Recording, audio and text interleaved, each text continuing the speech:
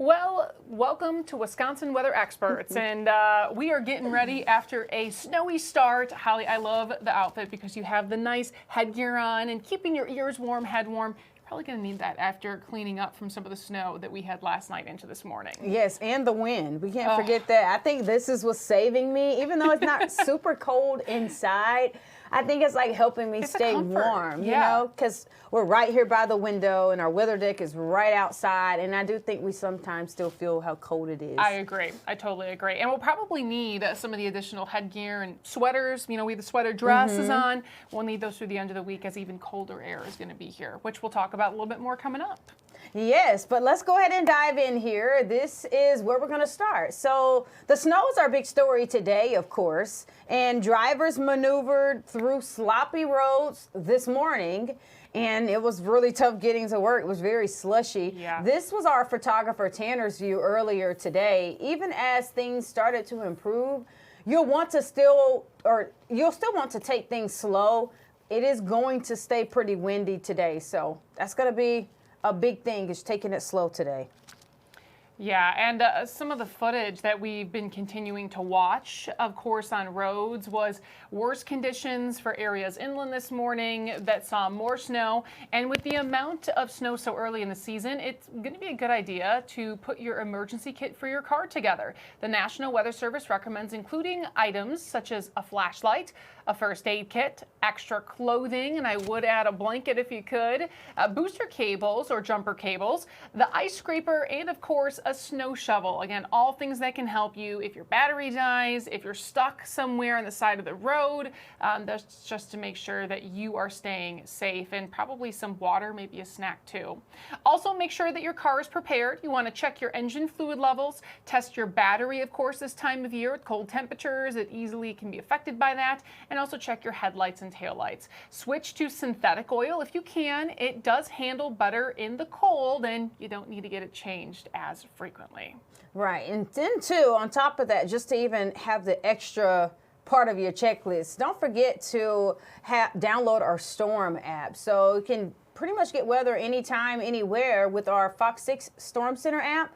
The radar is one of the best that we have around here, and you can get severe weather alerts based on your location. Now, the app is a free download, and you don't want to miss that. It's a lot of cool things you can get in there, including our forecast. Yeah, it's nice to be able to get those alerts hands-on, right? Yes. So maybe if you're not somewhere in front of a TV, like at the gym, a restaurant, especially if you're someone who's streaming, it's also a great way that you can watch Fox Local at the tip of your fingers and watch our newscasts and see what's going on. Well, the winter wallop isn't sparing our Midwest neighbors either. Other areas across the Midwest, including many cities in Minnesota, they've been declaring snow emergencies in response to this storm as well. Eden Prairie, Brooklyn Park, West St. Paul, New Hope, and Belle Plaine, Minnesota, are all under snow emergencies. You can see now that their roads were very covered with snow, as well as cars not looking to be great out in those spots. Right. I mean, check this out, too. Our sister station in Detroit spotted these two window washers, or these two washing windows, as you can see there. No. While the snow was falling in Pontiac, Michigan, they had a job to do, and they weren't going to let the storm stop them. Now, if the winds were crazy, then I'd be super nervous. But it's just snow. It's like, okay, it's a little cold up there. But the wind, if it's like what we have today, I don't think I approve. Look, they probably have to like amusement rides, because between the height and the swaying around, those are both things they deal with. This is not a job that I would per se want to have, but this just goes to show that the job's got to get done, right? Yeah. 24/7 all year round, kind of like us, and they're out there embracing the elements while we're here staying inside, not going in the cold as much. Well, of course, the National Weather Service is also one of those occupations that does not stop doing their job just because of the weather. In fact, they launch weather balloons when it's rain, snow, even some thunderstorms. Of course, they posted this video last night's launching, saying that the balloons are launched twice per day to give forecasters a real-time look into the atmosphere above. And it's perfect information.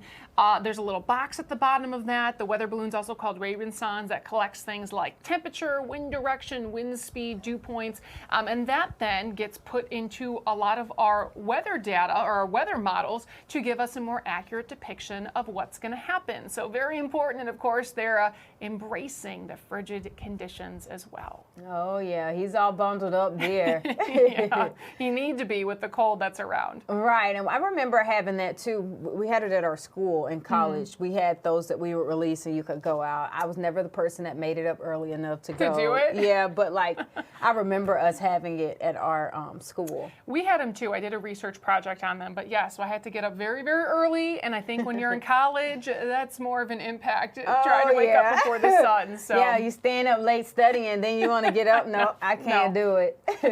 All right, in other news here, let's check this out. A Virginia state trooper battled the elements and risked his own life to save a driver from a burning car. Wow. During a winter storm there, this video was just released to show what happened last Friday on Interstate 95. During the snowy weather, the 34-year-old Tesla driver went off the road and crashed into a tree.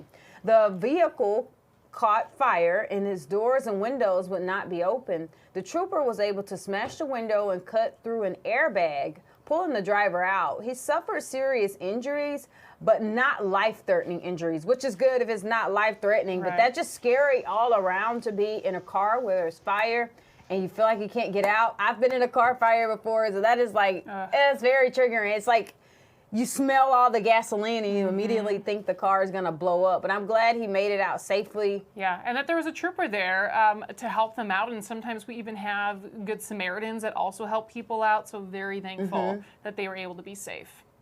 Well, new this morning, another rescue, but of a different sense. Over the ice in Fox Valley, a deer had fallen through the ice because it's not thick enough usually at this time of year. Of course, the mostly frozen Wolf River in Winneconne there, the local fire department calling in a bit more support for bringing in an airboat to help pull the deer out and bring it to shore. The deer obviously was very cold, but as far as we know, the deer is fine, thankfully, not only helping people, but again, our crews are out there to be able to help animals too. Yeah, that's just so sweet. I think the other, was it maybe during the Thanksgiving storm, there was like a duck or something stuck in one of the ponds because it was cold? Yeah, you don't think about like how the weather affects the animals. Yeah. Well, and especially this time of year, the cold's coming in, we start to see ice, and people think they can get out on animals as well. The ice isn't thick enough in a lot of spots, so then we have unfortunate situations like this. But there already is some ice fishing going on in northern portions of the state, so we're getting to that time of year where hopefully the ice is thick enough, so if we do have any wildlife crawling out onto it, that unfortunately, fortunately, they won't need to be rescued for the upcoming months. Right.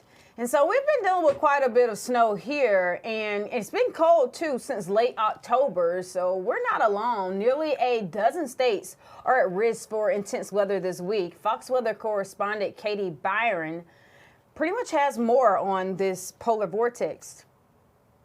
We're hoping for a snowy Christmas. That wish coming true early, with multiple states facing winter storm warnings. And with schools and businesses closed, people are making the most of the snowy weather. It's tough having them at home all day, but it gives us something to do all day, so it's great. On Monday, roughly half a foot fell here in Virginia and parts of the Carolinas. Temperatures then dropped into the teens overnight, making for an icy commute in the morning. A lot of people having trouble on the roads, a lot of people honking, not a lot of people walking like I was. Yeah, I mean, and it's only gotten worse. The National Weather Service says up to 14 inches of snow could fall across parts of the Midwest and Mid-Atlantic through Wednesday. Across the region, crews are testing equipment and snow routes as they prepare for a busy winter. We're working together to communicate to the public, to let them know what's happening in real time. And on the West Coast, an atmospheric river called a Pineapple Express is bringing soaking rain to Oregon and Washington State. Local officials say the conditions could quickly flood roads, and they are urging drivers to be cautious. Speeding is going to get you nowhere quicker than a minute. Just drive safe, be careful out there. Don't be an idiot. Forecasters say the coldest days for the Northeast and Mid-Atlantic are expected this weekend. In Richmond, Virginia, Katie Byrne, Fox Weather. Well, and of course, we're going to talk more about our local weather here and across the state of Wisconsin, in addition to other areas across the United States, because we have some more impactful systems moving in, one of which will bring us more snow, the second one which will bring us more cold temperatures. So let's get to your regional weather. We are going to continue to look at some of the snow totals that we had over the past 24 hours in southeast Wisconsin, because we definitely saw some higher amounts if you were in our north and northwestern counties.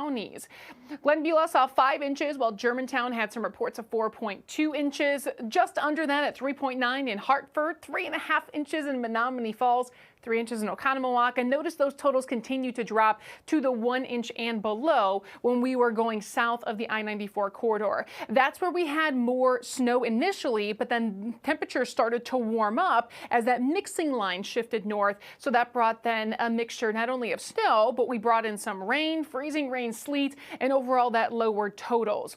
Well, even though this was not necessarily a big system, we had a lot of impacts this morning with our roads being covered in snow or ice. Of course, some of our northern counties had more snowfall, while areas, again, near the Milwaukee metro and south started to have more slushy mix that refroze and created icy conditions for a morning commute.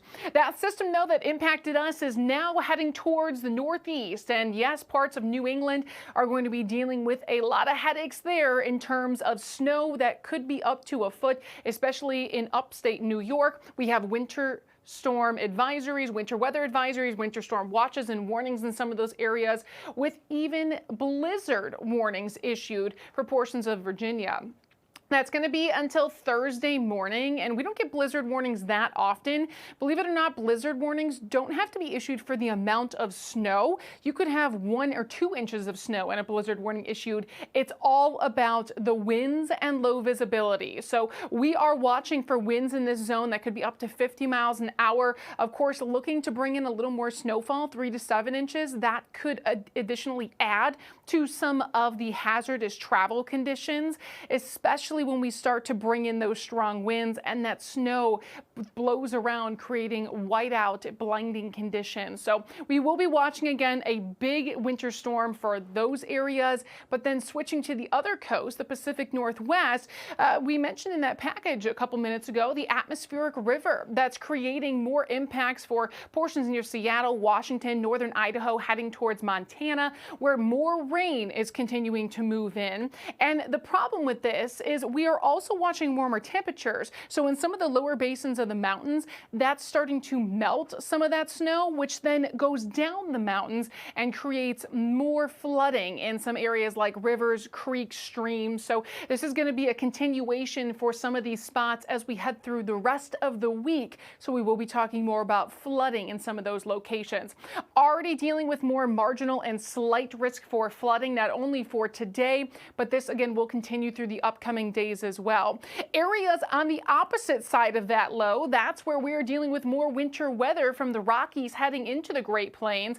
And this is going to be something that's interesting, because while there's going to be more of a heavier storm presence in these locations where there's winter headlines from advisories, watches, and warnings again, this is actually going to merge and be our next Clipper system that's going to move in Thursday night into Friday morning for portions of the Great Lakes. So that potentially could be bringing us our next batch of measurable snow that could be falling. We're going to talk more about that momentarily, but with these systems, both of them, they are driving in strong winds. We have high wind warnings again across areas of the Rockies, and where we had the blizzard warnings, that's where we are dealing with our high wind advisory versus the warning. Now, we are not under that, but we are still dealing with very breezy conditions here locally across the state of Wisconsin. In fact, by Milwaukee, we are dealing with some of the highest winds in the state, where gusts are 30 to 35 miles an hour at times.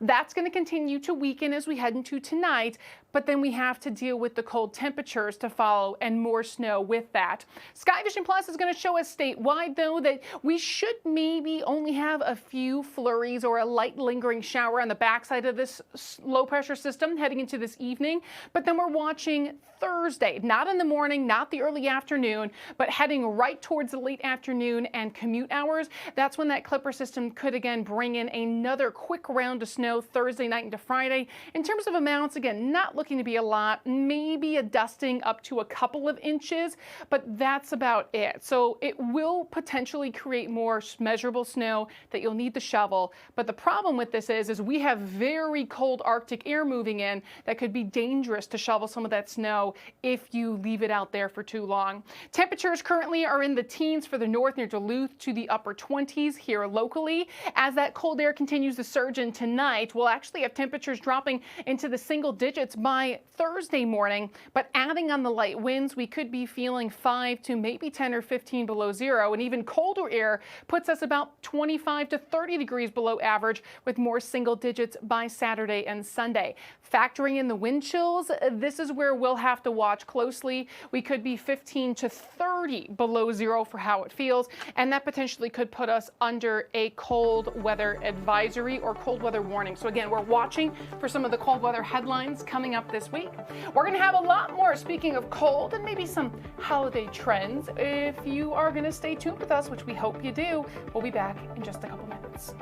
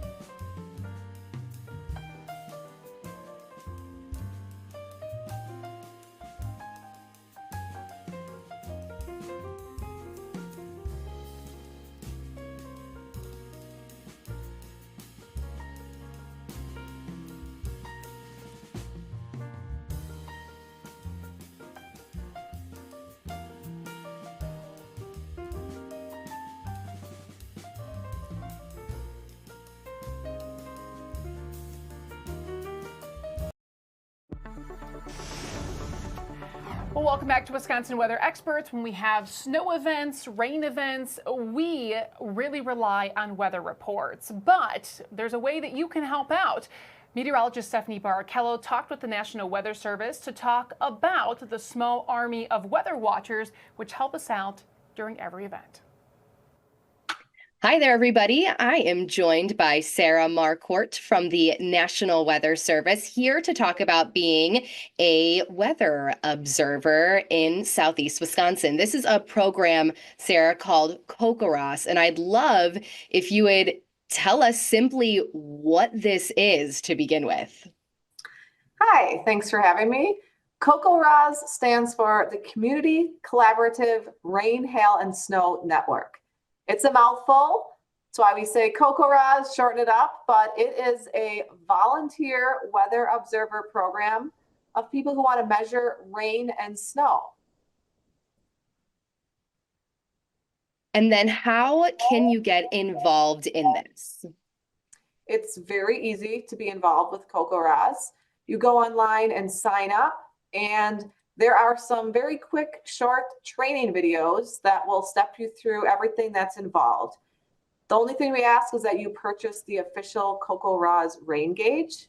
That's very important because then we know everyone across the network has the same rain gauge.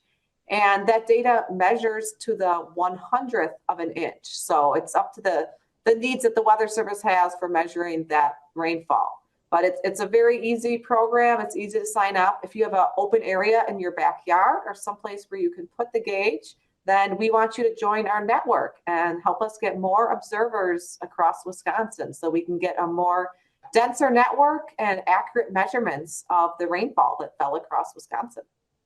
And then as observers, are they putting this information into the website themselves, or how is their data getting to you guys at the National Weather Service, as well as those of us in the media too? It's very easy to do. You can use the weather app or go onto the website, and it really only takes 2 minutes a day. You go outside, check your rain gauge, or if it snowed, you stick your ruler on the snowboard to measure the snow, and then just enter that data right into the app or on the website. And that data will go right to the website where you can view it and everybody else can view it. At the Weather Service, we look at that data every day. I look at that data every morning because I need to know where it rained, how much it rained, where it snowed, and we use that for assessing flood risk. And then we also want to know where it didn't rain to identify areas where drought may be developing.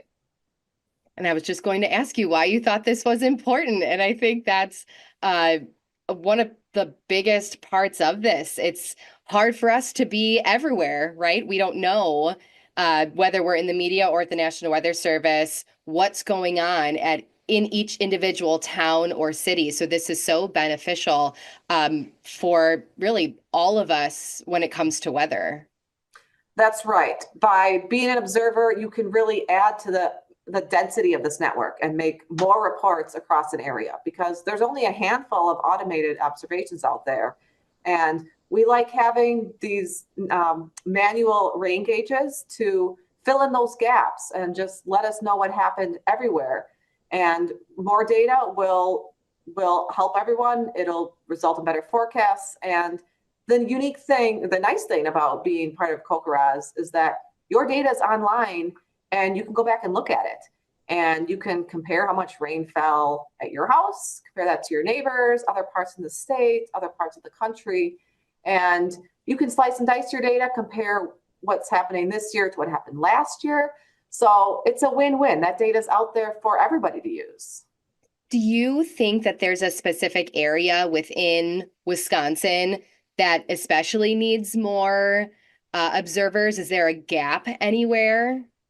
We tend to get a lot of observers in the bigger cities. So we are looking to fill gaps away from the cities and the more rural areas. And if you have any friends up north, friends or family members, we could fill in a lot of gaps up north where it's just not as many people living, and we could use more gauges up there. But if you have an open area and are looking for something fun to do and want to learn more about weather in Wisconsin, it's a great activity. And I think there are so many people in Wisconsin who love the weather. So this really is beneficial in so many ways. Is there anything else you'd like to add about this program? One cool thing about being a COCORAZ observer is that you can provide really important information as it's raining right to the Weather Service. And you could potentially help us make decisions to issue flash flood warnings. So observers can send a significant weather report, and that's usually rainfall over an inch. And by sending that report, it will alert directly on the screens at the National Weather Service. So forecasters can see that report as it's happening or right after that rainstorm. And that will help them make the decision on maybe whether we need to issue a flash flood warning and alert people of hazardous weather. So that's another aspect of the COCORAZ program where you can really be involved in helping in public safety and helping get that message out, where your data really is important, that you're able to report things directly to us as it's happening. Wow, that's awesome. I didn't even know that. So that's fantastic information. And people can sign up anytime. I know there's kind of a big push in the next couple of days, but anytime people can sign up? Yes, you can sign up anytime. We have a little competition going on, a state-to-state competition to see who can recruit the most observers during the month of March. Wisconsin's doing very well, But we welcome new observers any time of year. You can go to the Kokoraz website and submit the form, and then either purchase a rain gauge or put a board out during the winter months to measure the snow. So it's very simple. The training is all online also. And as soon as you sign up, you are ready to get started. And if you have any questions, feel free to reach out to me. My contact information is on the Kokoraz website. I'm one of the state coordinators, and I'd be happy to answer any questions and help you get set up. Oh, such great information. I love this program, and like you guys, we also use it all the time too. So Sarah, thank you so much for all of this information, and let's get plenty more observers here in Wisconsin. Let's keep it going. Let's do it. Yes.